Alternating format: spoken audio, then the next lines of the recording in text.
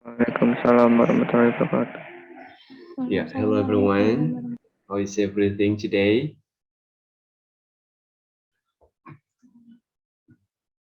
Yeah, I hope that everything is going well, yeah, for you. Well, on today's lesson, actually I plan to make an offline class, but it doesn't enable me yet to do that.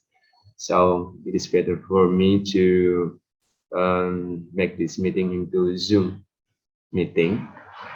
So here we still continue our lesson, namely about how to read the reading articles. Yeah, so everyone, because last meeting only 2 person who joined our class, I want I want to review maybe for the others who didn't come at that time can learn more, yeah, about how to read the article. And then for you who has already learned about reading articles, I hope that you can what is it, review ya, mengingat kembali apa saja sih yang ada dalam journal articles. Okay, let me share.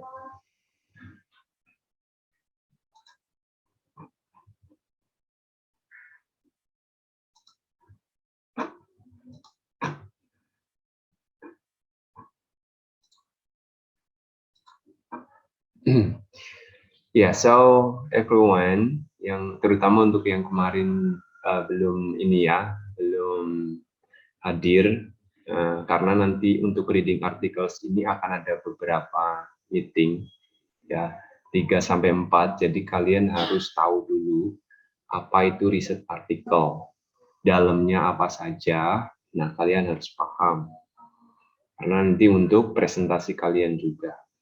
Yeah, so everyone, let us start. So here there are some types of reading articles. But here let us differ between the article and reading research articles. Yeah, actually there are several types of article, yeah, like news, book, reviews, opinions, editorials, and then theoretical articles like what is it, relating to the abstract, yeah.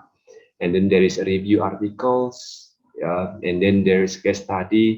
Now all of these articles are not called as the research article, yeah. So apa itu research article? So a research article, it's kinds of reports, on the result of the study or experiment. It is written by the person or people who did the research. It means that if there is the article, inside the article, the writer or the author didn't do the research, didn't do study, yeah, to the participants or to the sample of the research, it means that those articles are not called as the research article. Jadi research article itu hanya digunakan untuk artikel yang mana di dalamnya itu ada penelitian di situ. Kalau tidak ada, cuma kayak sebatas review atau berita saja, atau mungkin review beberapa jurnal artikel, itu tidak disebut dengan research article. Nah, oke, kemarin kurang lebih seperti itu, tapi karena ini cuma review, jadi saya tidak akan menjelaskan secara lengkap saja ya, saya hanya sekilas saja. Okay, and then look at these, what is it, these points here, or elements you will find in the research article, like the terms like study, research, measure, subject, data, effects, survey, statistical. Yeah, those are the elements that usually in the research article.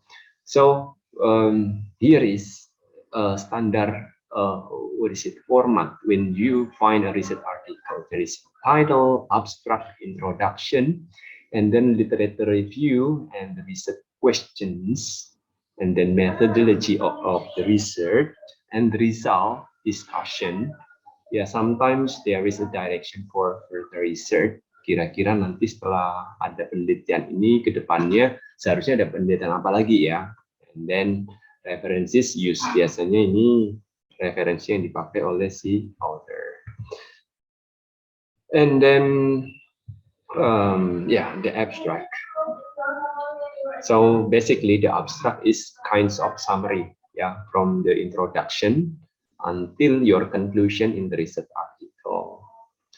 Again, the introduction usually consists of the problems. Biasanya ketika kalian mau memulai suatu penelitian itu nanti ada yang namanya problems dulu atau diawali dengan problems. Ya, ini biasanya berada dalam pendahuluan.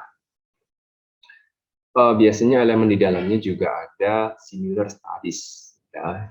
Is there any similar study before you do this research? Ada nggak sih penelitian sebelumnya hasilnya seperti apa? Apa bedanya dengan penelitian yang akan Anda lakukan? Biasanya seperti itu.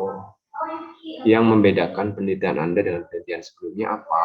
Ya, Anda mau mengisi filling the gap yang mana? Ya. Jadi intinya adalah apakah ada perbedaan atau tidak. Ya. And then the literature review. Literature review means that you use some of the theories. Kalian menggunakan beberapa teori yang sudah ada untuk membuat sebuah hipotesa. Hipotesa itu artinya kalian memberikan atau kalian itu membuat dugaan atau membuat prediksi. Ya, misalkan kalian mau meneliti tentang keefektifan suatu metode. Ya. Nah, kalian di sini membuat suatu hipotesa. Ya. Hipotesanya itu misalkan bahwa metodologi yang kalian pakai untuk mengajar atau yang kalian teliti ini efektif atau tidak efektif. Jadi itu harus didukung oleh beberapa teori. Okay, and then the research questions. Dalam sebuah riset itu, research question is must, adalah sebuah keharusan. Ya, kalian memberikan pertanyaan, misalkan apakah metode X ini efektif digunakan untuk mengajar bla bla bla. Nah, kalian harus ada, dan research question ini harus bisa terjawab when you write or in your result of your journal or articles or your study. Jadi harus bisa dijawab nih. Okay, and then the materials and methods. Atau kita sebut dengan methodology ya, methodology of the research.